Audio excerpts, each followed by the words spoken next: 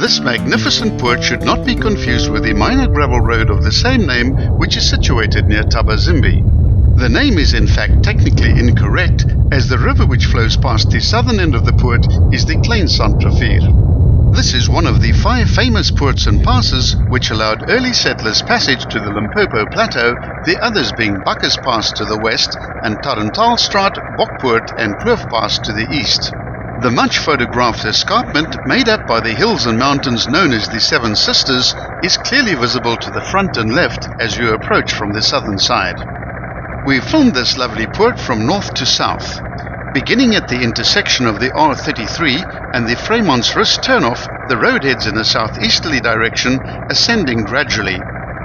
After 300 meters, the road makes a 90-degree turn to the right and continues to ascend at a steady gradient until the 1.5 kilometer mark, where there is a sharp increase as the high point of the port is approached, marked by a deep cutting. In the latter part of the 19th century, access to the Limpopo Plateau was difficult and circuitous. The shortest route was via Sandrivierspoort, which was 3 days of hard trekking from Nylstroom.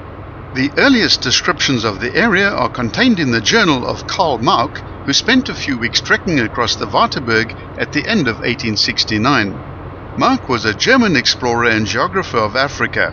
As you crest the summit, a beautiful vista over the Mokolo River valley below is presented, with the road stretching straight out into the distance in front of you.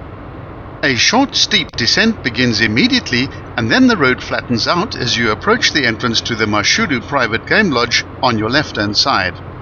Going back in history again to Karl Mauck, in 1871 he discovered the stone ruins now known as Great Zimbabwe.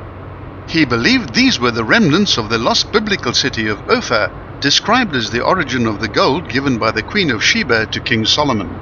Mauck died in poverty in Hamburg on the 4th of April 1875 as a result of a fall from the 3rd floor window of a hotel where he was staying. At this point the road begins to ascend again to a false summit, which is reached at the 4.9 kilometer point. There's a very slight turn to the left, and then the road descends again through a dip and makes a shallow right-hand turn back to the original heading.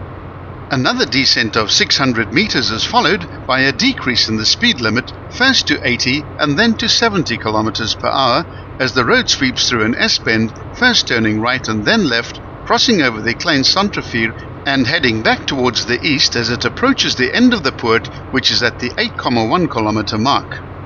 The nearby Welgevonden Private Nature Reserve is one of the most accessible malaria-free wilderness reserves in the country.